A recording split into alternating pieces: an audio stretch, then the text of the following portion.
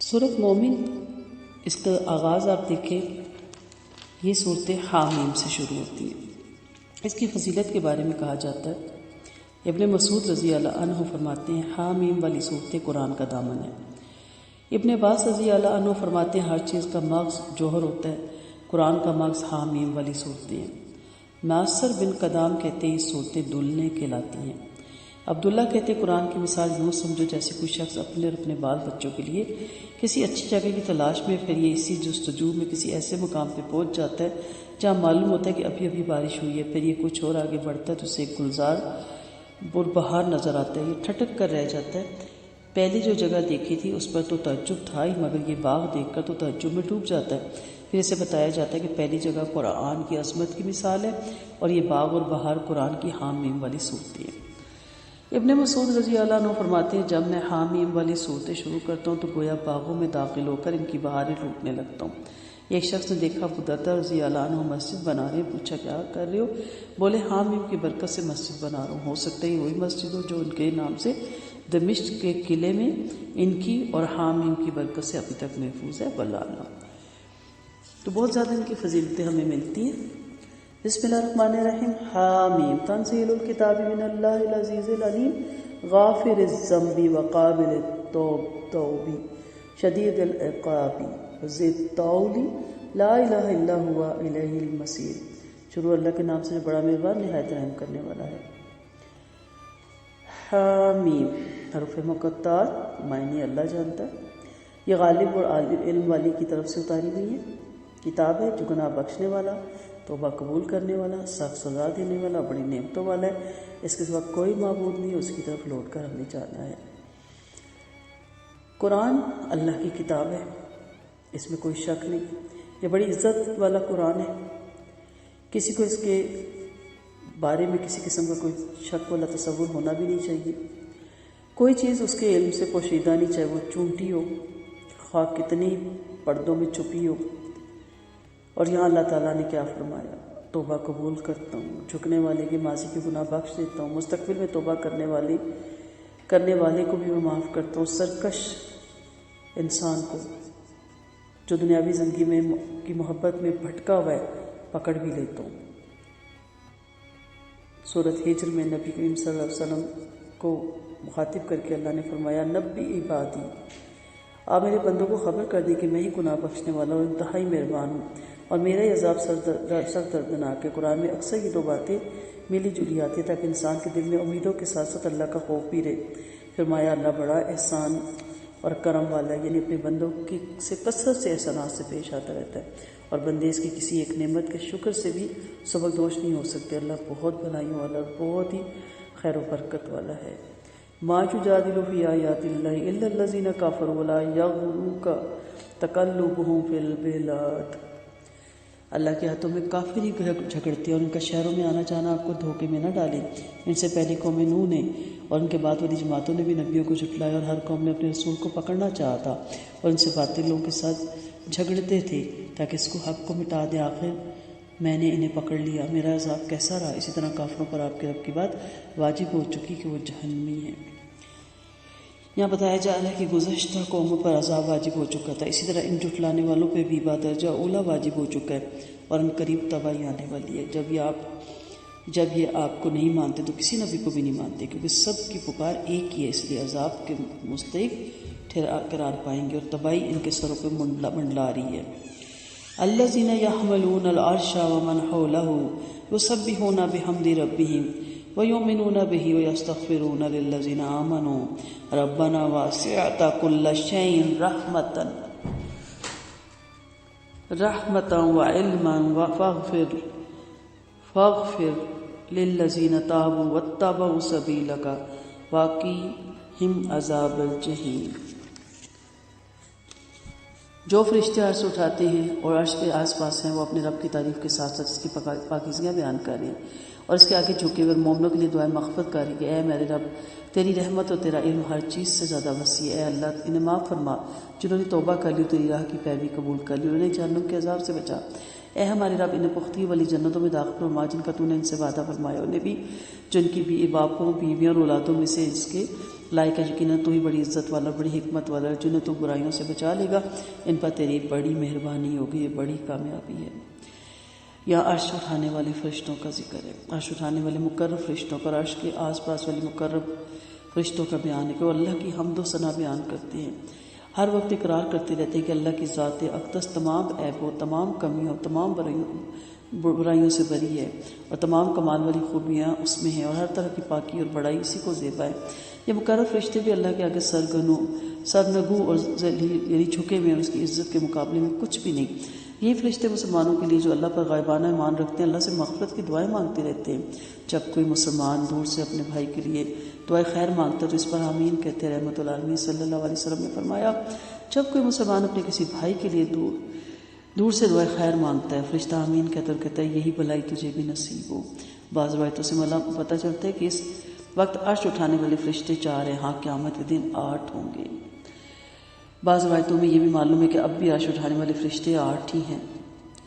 4 کی تسبیح یہ ہے، سبحانک اللہم و بحمدک لک الحمد علی علمک بعد علمک، اے اللہ تو پاک ہے، تیری تعریفیں ہیں اور بردباری کے بعد تیرے ہی علم کی بڑھائی ہے۔ اور 4 کی یہ ہے، سبحانک اللہم و بحمدک لک الحمد علی عفوک بعد قدرتک، اے اللہ قدرت کے بعد معافی پر تیری تعریفیں ہیں۔ اسی جگہ مسلمانوں کے لیے دعائیں مغفرت کرتے تو کہتے ہیں، تیری رحمت ان کی خطاؤں سے کیا ہی زیادہ ہے، تیرا علم ان کے تمام افعال اور اقوال اور حرکات اور سکنات کو گھیرے ہوئے ہے، لہٰذا اگر توبہ کے ساتھ تیری طرف رجوع کر لیں اور گناہوں سے رک کر بھلائیاں کرنے لگے تو ان کے گناہوں سے درگزر فرما اور انہیں جہنم کے عذاب سے جو سخت دردناک ہے بچا۔ یہ ایک دعائیں کرتے ہیں اپنے مومن بندوں کے لیے، انسانوں کے لیے۔ کتنے خوش نصیب ہیں وہ لوگ جن کے لیے دعائیں عرش پہ عرش اٹھانے والے اتنے مقرر فرشتے مانگتے ہیں۔ اللہ تعالیٰ ہمیں ان لوگوں میں شامل کر۔ کافروں سے قیامت کے دن پکار کر کہا جائے گا، جیسے آج تم اپنے نفسوں سے نفرت کرتے ہو، اس سے کہیں زیادہ تم سے اللہ کو نفرت تھی۔ جب تمہیں ایمان کی دعوت دی جاتی تھی پھر تم کفر کرتے تھے، کہیں گے اے ہمارے رب تو نے ہمیں 2 بار مارا، 2 بار زندہ کیا، ہم اپنے گناہوں کے متعارف ہیں، کیا آپ نجات پانے کی بھی صورت ہے؟ تم پر یہ عذاب اس لیے کہ جب ایک اللہ کی دعوت دی جاتی تھی تم انکار کیا کرتے تھے، اور کہ اس کے ساتھ شرک کیا جاتا تو تم اس پر ایمان لے آتے تھے۔ آج حکم بلند و برتر اللہ ہی کا، وہی تمہیں اپنی نشانیاں دکھاتا اور آسمان سے تمہارے لیے روزی اتارتا اور نصیحت رجوع کرنے والے ہی مانتے ہیں۔ تم خلوص سے اللہ کی عبادت کرو اگرچہ کافر اس سے کتنے ہی ناخوش کیوں نہ ہوں۔ رافع الدرجات ذو العرش یلقی الروح من امرہ علی من یشاء من عبادہ لینذر یوم التلاق۔ وہ بلند برجوں والا اور عرش والا ہے، اپنے بندوں میں سے جسے چاہتا ہے روح کو اتار دیتا ہے تاکہ وہ لوگوں کو ملاقات کے دن سے ڈرائے جس دن وہ ظاہر ہوں گے۔ ان میں سے کوئی بھی اللہ سے چھپا نہ رہے گا۔ آج کس کی بادشاہت ہے؟ اکیلا غالب اللہ کی۔ آج ہر شخص اس کی کمائی کا بدلہ دیا جائے گا اور آج کسی پر ظلم نہیں کیا جائے گا۔ یاد رکھو اللہ بہت جلدی حساب لینے والا ہے۔ اللہ مخلوق پہ پورا عدل فرمائے گا اور اعمال کا بدلہ انصاف سے پورا دے گا۔ بھلائی یا برائی میں رائے بھر بھی ظلم نہ ہوگا، بلکہ ایک نیکی کو کم سے کم 10 گنا اور ایک برائی کو 1 ہی برائی رہنے دے گا۔ اللہ نے فرمایا، اے میرے بندو، میں نے اپنے اوپر ظلم حرام فرما دیا، تم بھی اپنے اوپر ظلم حرام کر دو۔ اور یہ بھی کہا کہ اے میرے بندو، یہ تمہارے عمل ہیں جن کا ایک کر کے پورا بدلہ دیا جائے گا، پھر بھلائی پائے اللہ کا شکر بجا لائے اور جو برائی پائے خود کو ہی ملامت کرے۔ سو بھی ہمارے پاس وقت ہے، اس دن کے آنے سے پہلے اپنے آپ کو گناہوں سے بچا لیں اور نیکیوں کی طرف رغبت کریں۔ وَأَنذِرْهُمْ يَوْمَ الْآزِفَةِ إِذِ الْقُلُوبُ لَدَى الْحَنَاجِرِ كَاظِمِينَ وَمَا لِلظَّالِمِينَ مِنْ حَمِيمٍ وَلَا شَفِيعٍ يُطَاعُ۔ آپ انہیں ایک قریب والے دن سے ڈرائیں جب دم گھٹ کر کلیجے منہ کو آ جائیں گے۔ ظالموں کا نہ کوئی دوست ہوگا، نہ سفارشی کس کی بات مانی جائے۔ اللہ آنکھوں کی خیانت اور دلوں کی پشیدگی جانتا ہے۔ اللہ صحیح فیصلہ فرمائے گا، اور جو اسے چھوڑ کر غیروں کو پکارتے ہیں وہ کس چیز کا بھی فیصلہ نہیں کر سکتے۔ یاد رکھو اللہ سننے والا اور دیکھنے والا ہے۔ آزفہ بھی قیامت کے ناموں میں سے ایک نام ہے، قریب آئی، آن لگی۔ ہر موت انسان کے لیے اس کے لیے قیامت ہی تو ہوتی ہے۔ سورۃ قمر میں بھی ہے، اقتربت الساعہ، قیامت قریب آ گئی اور چاند ہٹ گیا۔ سورۃ انبیاء میں بھی اقترب الناس حسابہم، آتا امر اللہ۔ سورۃ نحل میں بھی اللہ کا حکم آگے سے جلدی نہ مچاؤ۔ بار اللہ تعالیٰ یہ چیزیں بتا رہے ہیں۔ زندگی گھٹ رہی ہے، اپنے واپسی کا سفر اس نے طے کر لیا، ختم ہونے والی ہے۔ اس لیے اللہ کے فیصلہ آنے سے پہلے اپنے آپ کو نیکیوں کی طرف لے آئیں، بدی سے اپنے آپ کو بچا لیں۔ موت ہی ساری کاموں کا خاتمہ کر دے گی۔ اولم یسیروا فی الارض فینظروا کیف کان عاقبۃ الذین کانوا من قبلہم کانوا هم اشد منهم قوۃ وآثارا فی الارض فاخذهم اللہ بذنوبہم وما کان لهم من اللہ من واق۔ کیا انہوں نے دنیا کی سیر نہیں کی کہ اپنے سے پہلے جھٹلانے والی قوموں کا انجام دیکھتے؟ وہ قوت میں اور چھوڑے ہوئے آثار میں ان سے کہیں بڑھ چڑھ کر تھی۔ آخر ان کے گناہوں کی وجہ سے اللہ نے انہیں تباہ کر دیا، انہیں اللہ کے عذاب سے کوئی بچانے والا نہ تھا۔ یہ اس لیے کہ ان کے پاس ان کے نبی ظاہر دلیلوں کو لے کر آئے تھے، لیکن انہوں نے مانا ہی نہیں۔ آخر اللہ نے انہیں پکڑ لیا۔ یاد رکھو اللہ بڑا قوی اور سخت سزا دینے والا ہے۔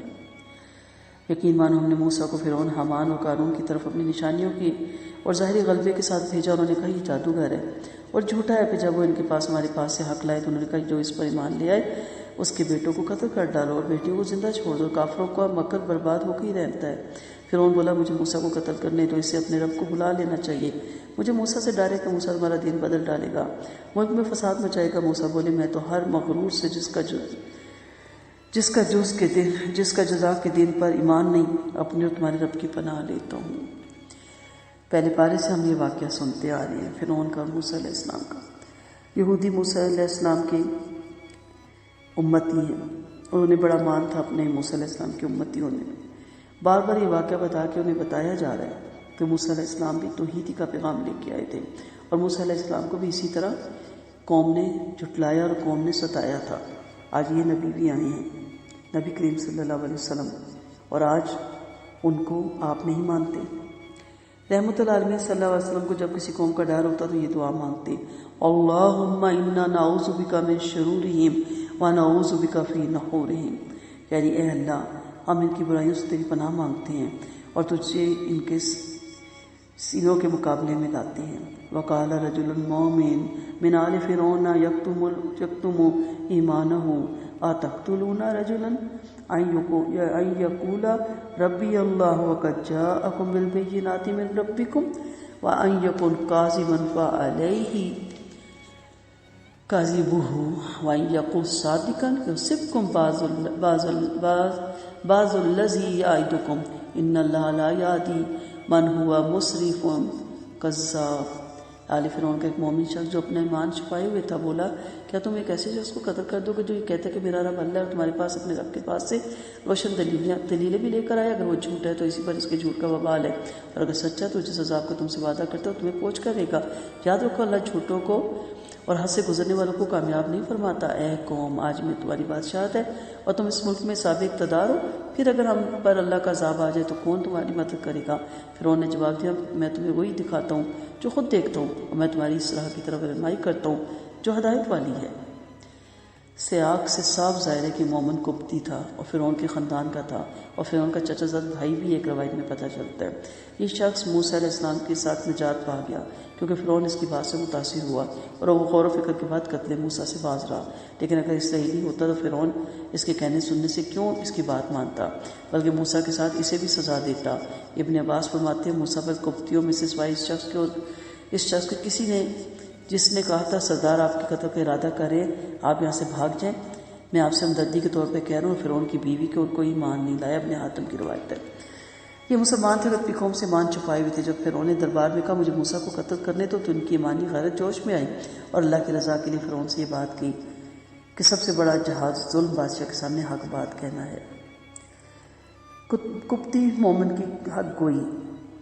اس مومن قبطی نے بے بگانہ اور فرعون جیسے ظالم بادشاہ کے لیے صاف کہہ دیا کہ ایسے شخص کا قتل کرنا خلاف عقل ہے، جو صرف یہ کہتا ہے کہ میرا رب اللہ ہے۔ اور وہ بن زبیر کہتے ہیں میں نے ابن عمر رضی اللہ عنہ سے کہا سب سے بڑی گستاخی جو مشرک انہوں نے رحمت اللہ علیہ صلی اللہ علیہ وسلم کے ساتھ کی اسے بیان فرمائیے۔ بولے ایک دفعہ آپ صحن کعبہ میں نماز پڑھے تھے، اتنے عقبہ بن ابی معیط آیا اور آپ کے گلے میں اپنی چادر ڈال کر اسے پیچھے سے بل دینے لگا جس سے آپ کا گلا گھٹنے لگا۔ ابو بکر کو اس کی گستاخی پر غصہ آ گیا اور آپ اسے دھکا دے کر اسی آیت کی تلاوت فرمائی۔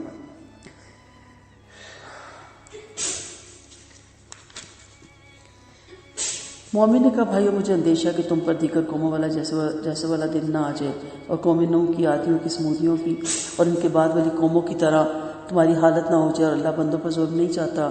بھائیو مجھے تم پر ایک چیخ پکار والے دن کا خطرہ ہے، جس دن تم پیٹھ موڑ کر بھاگو گے اور تمہیں اللہ کے عذاب سے کوئی بچانے والا نہ ہوگا، اور جسے اللہ گمراہ کرنے سے کوئی ہدایت دینے والا نہیں ہو سکتا۔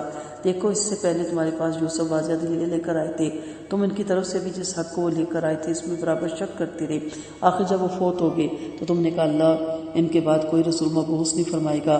اسی طرح اللہ آپ میں نہ رہنے والے اور نیکوں کو گمراہ کر اور نہ رہنے والوں اور جو شک میں پڑے رہتے گمراہ کرتا ہے، جو اللہ کی آیتوں میں بلا دلیل کہ جو ان کے پاس موجود ہو جھگڑا کرتے ہیں۔ اللہ کے نزدیک اس کی ناراضگی کے لیے یہ چیز بہت بری ہے، اور مومنوں کے نزدیک بھی اس طرح ہر مغرور سرکش کے دل پر اللہ تعالیٰ مہر لگا دیتا ہے۔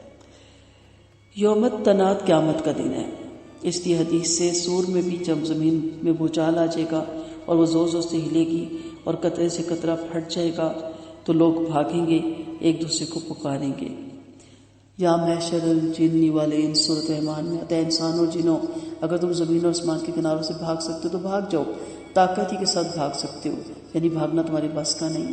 فرمایا کہ سورۃ قیامہ میں کلا لا وزر، ہرگز نہیں، کوئی جائے پناہ نہیں، اس دن آپ کے ربی کی طرف ٹھہرنا ہے۔ پھر فرمایا اس دن اللہ کے عذاب سے کوئی بچانے والا نہیں ہوگا۔ اب بھی اگر نصیحت نہ مانو گے تو تمہارے مقدر میں گمراہی لکھ دی گئی، اللہ نے اگر تمہیں گمراہ کر دیا تو کون ہدایت دے گا۔ موسیٰ سے پہلے مصر والوں کے بادشاہ اور نبی یوسف تھے، اور مصریوں کو اللہ کا پیغام پہنچاتے تھے، مگر مصری ان کی عظمت اور دبدبے کی وجہ سے ان کی اطاعت کرتے تھے، نبی کی حیثیت سے نہیں۔ اس لیے فرمایا کہ جس حق کو وہ لے کر آئے تھے تم اس میں شک ہی کرتے رہے، جب وہ فوت ہو گئے تو تم نے نا امید ہو کر کہا اب کوئی رسول نہیں آئے گا۔ زندگی میں تو ان کی نبوت نہیں مانی اور ان کے مرنے کے بعد سلسلہ نبوتی کو بند کر بیٹھے، یہ کفر اور تکذیب ہی کا اثر تھا۔ اس طرح اللہ ہر آپے سے باہر ہونے والے اور شک کرنے والے کو گمراہ کر دیتا ہے، جو باطل سے حق کو جھٹلاتے ہیں اور اللہ کے پاس والی دلیل کے بغیر پکی دلیلوں کا مقابلہ کرتے ہیں۔ اور ان کے اس مجادلے سے نہ صرف اللہ بلکہ ارباب بصیرت بھی سخت ناراض ہوتے ہیں، کیونکہ ایسے لوگوں کے دلوں پر مہر لگ جاتی ہے، اب وہ اچھی بات نہیں پہچانتے اور بری باتوں سے باز نہیں آتے۔ وقال فرعون یا حمان ابن لی صرحا لعلی ابلغ الاسباب۔ فرعون حمان سے بولا میرے لیے ایک بہت اونچی عمارت بنا تاکہ میں راستوں پہ یعنی آسمانوں کے راستوں پہ جا پہنچوں اور میں موسیٰ کے معبود کو جھانک کر تو آؤں، بلا شبہ میں موسیٰ کو جھوٹا جانتا ہوں۔ اسی طرح اس کے عملوں کی برائی نے اسے خوبصورت دکھائی دی تھی اور اس راہ سے روک دیا تھا، فرعون کی سازش برباد ہی ہو کے رہ گئی۔ وقال الذی آمن یا قوم اتبعونی اہدکم سبیل الرشاد یا قوم انما ھذہ الحیاۃ الدنیا متاع وان الآخرۃ ہی دار القرار۔ اس مومن نے کہا بھائیو میرا کہنا مانو، میں تمہیں صحیح راہ بتاتا ہوں۔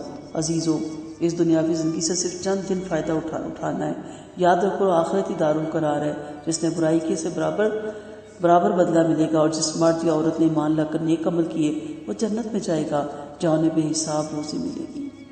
یہ مومن اپنی قوم کے سرکشوں اور مغروروں سے جنہیں دنیاوی زندگی آخرت سے زیادہ پیاری تھی سب سے بڑے جبار کو بھول چکے تھے۔ فرما رہے ہیں کیا میں تمہیں بالکل سچی اور سیدھی بات نہ بتاؤں؟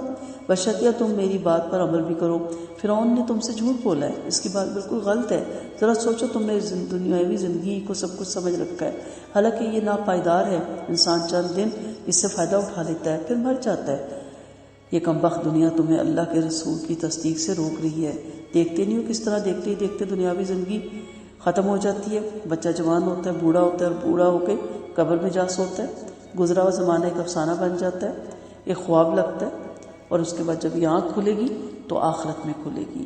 سو یہ دنیا دل لگانے کی جگہ نہیں ہے، البتہ آخرت کی ایک پائیدار دار القرار، اس سے دل لگاؤ، اسے کوئی زوال نہیں، وہاں کوئی انتقال نہیں، ہمیشہ کے لیے وہاں رہنا ہے، ہمیشہ نعمتوں میں کھیلنا ہے، ہمیشہ موج اڑانا ہے، اور پھر جہنم کے عذابوں سے بھی وہاں انسان محفوظ ہو سکتا ہے، ورنہ دوسری صورت میں جہنم کے دردناک عذابوں میں چلنا ہے۔ وَيَا قَوْمِ مَا لِي أَدْعُوكُمْ إِلَى النَّجَاةِ وَتَدْعُونَنِي إِلَى النَّارِ۔ بھائیو کیا بات ہے، میں تمہیں نجات اور بچاؤ کی طرف بلا رہا ہوں، مگر تم مجھے آگ کی طرف بلاتے ہو۔ تم مجھے اس بات کی طرف بلا رہے ہو کہ میں اللہ کو نہ مانوں اور اس کے ساتھ اسے شریک کروں جس کے شریک کرنے کی میرے پاس کوئی دلیل نہیں، اور میں تمہیں غالب خطا پوش اللہ کی طرف بلا رہا ہوں، باقی تم بہت جس چیز کی دعوت دے رہے ہو وہ نہ دنیا ہی میں پکاری جانے کے قابل ہے اور نہ آخرت میں۔ دیکھو ہم سب کو اللہ کے پاس لوٹ کر جانا ہے، یاد رکھو ہنس کے آگے بڑھنے والے جہنمی ہیں، ان قریب تم میری باتیں یاد کرو گے۔ میں اپنا معاملہ اللہ کو سونپتا ہوں، واقعی اللہ ہی سب کا محافظ ہے۔ پھر اللہ نے اسے ان کی چالوں کی برائیوں سے محفوظ رکھا اور فرعونیوں کو بدترین عذاب میں آ گھیرا۔ ایک بار صبح شام آگ پیش کی جاتی ہے، اور جس دن قیامت آئے گی تو حکم ہوگا فرعونیوں کو سخت ترین عذاب میں داخل کر دو۔ کتنی خوبصورت تبلیغ ہے، کتنے خوبصورت الفاظ ہیں کہ انسان الفاظوں کے ایک ایک لفظ میں غور کرے تو لگتا ہے جیسے موتی پروئے میں۔ عذاب قبر کا یہاں ثبوت ہے، یعنی صبح شام ان کی روحوں پر قیامت تک جہنم پیش ہوتی رہے گی، اور قیامت کے دن کی روحیں اپنے جسم کے ساتھ اکٹھی ہو جائیں گی جہنم کے اندر، اور بس سخت عذاب ہوگا۔ معلوم ہوا کہ عذاب قبر برحق ہے، کیونکہ آیت مکی ہے، اس میں کافروں کے عذاب قبر کا ثبوت ہے، جس سے یہ لازم نہیں کہ مومنوں کو بھی گناہوں کی وجہ سے عذاب قبر ہو۔ البتہ حدیثوں سے ثابت ہے کہ مومنوں کے بارے میں ہجرت کے بعد علم ہوا کہ انہیں بھی عذاب قبر یعنی گناہوں کی وجہ سے ہوتا ہے۔ عائشہ فرماتی ہے جب میں ایک یہودی عورت کے ساتھ کچھ سلوک کرتی تو مجھے یہ دعا دیتی، اللہ تجھے قبر کے عذاب سے بچائے۔ ایک دن میں نے اللہ کے نبی سے پوچھا کیا قبر میں عذاب ہوتا ہے؟ فرمایا کون کہتا ہے؟ میں نے کہا یہودیہ کا حوالہ دیا، فرمایا جھوٹ بولتی ہے۔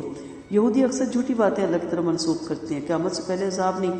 پھر کچھ دن گزر جانے کے بعد آپ نے ایک دن عین دوپہر کو تشریف لائے، چادر لپیٹے ہوئے، آنکھیں سرخ تھی اور بلند آواز سے فرما رہے تھے لوگوں اندھیری رات کے ٹکڑوں کی طرح قبر ہے، جو کچھ بھی جانتا ہوگا تمہیں معلوم ہو جائے گا۔ ہنسنا چھوڑ دیتے اور رونا شروع کر دو۔ لوگوں اللہ سے قبر کے عذاب سے پناہ مانگو، یاد رکھو قبر کا عذاب برحق ہے۔ یہ بخاری مسلم کی حدیث ہے۔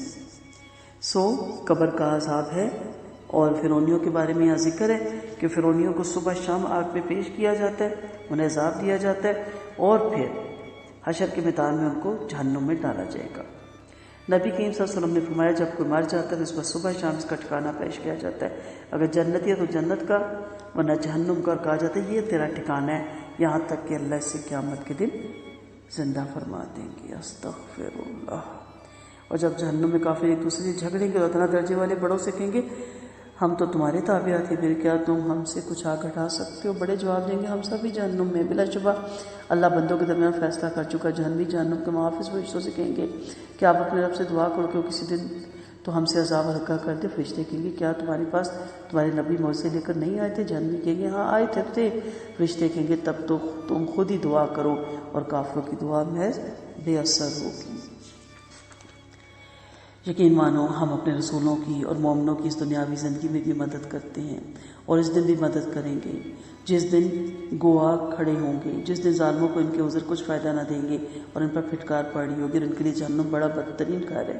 بلا شبہ ہم موسیٰ کو ہدایت دے چکے ہیں، ہم نے اس کتاب کا یہودیوں کو وارث بنایا جو عقل والوں کے لیے ہدایت و نصیحت، اس لیے آپ صبر کریں اور یاد رکھیں کہ اللہ کا وعدہ سچا، اور اپنے گناہوں کی معافی مانگتے رہیں اور صبح شام اپنے رب کی حمد و ثنا کی پاکی بیان کرتے رہیں۔ واقعی جو اللہ کی آیتوں میں بلا کسی دلیل کے جو ان کے پاس ہے جھگڑتے ہیں، ان کے دلوں میں ایسی برائی ہے جس تک وہ کبھی پہنچنے والے ہی نہیں۔ پھر آپ اللہ کی پناہ مانگتے رہیے، بلا شبہ وہی سب کچھ سننے والا، وہی سب کچھ دیکھنے والا ہے۔ نبی کریم صلی اللہ علیہ وسلم کو اللہ تعالیٰ نے مخاطب کر کے کہا آپ صبر کریں، اللہ کا وعدہ سچ ہے، آپ کا بول بالا ہوگا، اور آپ کا اور آپ کے ماننے والوں کا انجام خیر و برکت والا ہوگا، کیونکہ اللہ وعدہ خلافی نہیں کرتا۔ اور اپنے گناہوں کی معافی مانگی، آپ تو معصوم تھے۔ آپ سے خطاب کر کے امت کو استغفار کا شوق دلایا گیا۔ پھر فرمایا آپ صبح شام اول اور آخر رات میں اللہ کی حمد و ثنا بیان کریں اور اس کی پاکی بیان کریں۔ مغرور کبھی حق کو نہیں مانتا، جو باطل پرستی میں بھٹکا ہوتا ہے وہ ہمیشہ حجتیں کرتا ہے، جس میں تکبر ہوتا ہے وہ کبھی حق کی پیروی نہیں کرتا بلکہ دوسروں کو بھی حق سے روکتا ہے۔ اللہ سے دعا مانگی کہ اللہ اس تکبر جیسی برائی سے ہم سب کو محفوظ رکھے۔ لا خلق السماوات والارض اکبر من خلق الناس ولکن اکثر الناس لا یعلمون۔ یقین مانو آسمان و زمین کا پیدا کرنا آدمیوں کی پیدائش کی بنسبت بہت بڑا کام ہے، لیکن اکثر لوگ جانتے ہی نہیں۔ نبینا اور بینا اور ایمان اور نیک عمل والے اور بدکار برابر نہیں، تم لوگ بہت کم سمجھتے ہو۔ یاد رکھو قیامت یقیناً آنے والی ہے جس کے آنے میں کوئی شک نہیں، لیکن اکثر لوگ اس سے نہیں مانتے۔ وقال ربک ربکم ادعونی استجب لکم ان الذین یستکبرون عن عبادتی سیدخلون جہنم داخرین۔ اور تمہارے رب نے فرمایا مجھے پکارو میں تمہاری دعا قبول کروں گا۔ جو لوگ میری دعا سے غرور کرتے ہیں، میری عبادت سے غرور کرتے ہیں، بلا شبہ وہ عنقریب ذلیل ہو کر جہنم رسید ہوں گے۔ یہ رب کا فضل و کرم ہے کہ اس نے اپنے بندوں کو دعا مانگنے اور عبادتیں کرنے کا حکم دیا اور قبولیت کی بشارت بھی سنا دی۔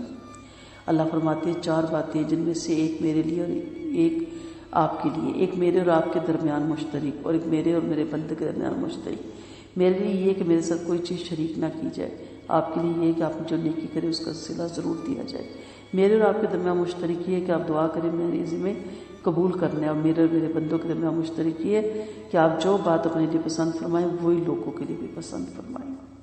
آپ صلی اللہ علیہ وسلم نے فرمایا دعا ہی عبادت ہے۔ اور پھر یہ آیت سنائی، آپ کا فرمان ہے جو شخص عزت و جلال والے رب سے دعا نہ کرے اور آپ اس سے ناراض ہوتا ہے۔ آپ صلی اللہ علیہ وسلم فرماتے ہیں ایک حدیث سے پتہ چلتا ہے کہ جب محمد بن مسلمہ رضی اللہ عنہ انصاری فوت ہوئے تو ہمیں ان کی تلوار کے میان سے خط ملا جس میں یہ تحریر تھی، بسم اللہ الرحمن الرحیم۔ میں نے آپ صلی اللہ علیہ وسلم سے سنا فرماتے تھے دنیاوی زندگی میں رب کی رحمتوں کی ساعتیں آتی ہیں، ان کا لحاظ رکھو، رب سے دعا مانگتے رہو، شاید رحمت کی کڑی دعا پا لے اور دعا والے کو ایسی سعادت نصیب ہو جائے جس کے بعد اسے کبھی نقصان کا اندیشہ ہی نہ رہے۔ پھر فرمایا جو میری دعا سے، میری توحید سے غرور کرتے ہیں وہ ذلیل اور حقیر ہو کر جہنم میں جائیں گے۔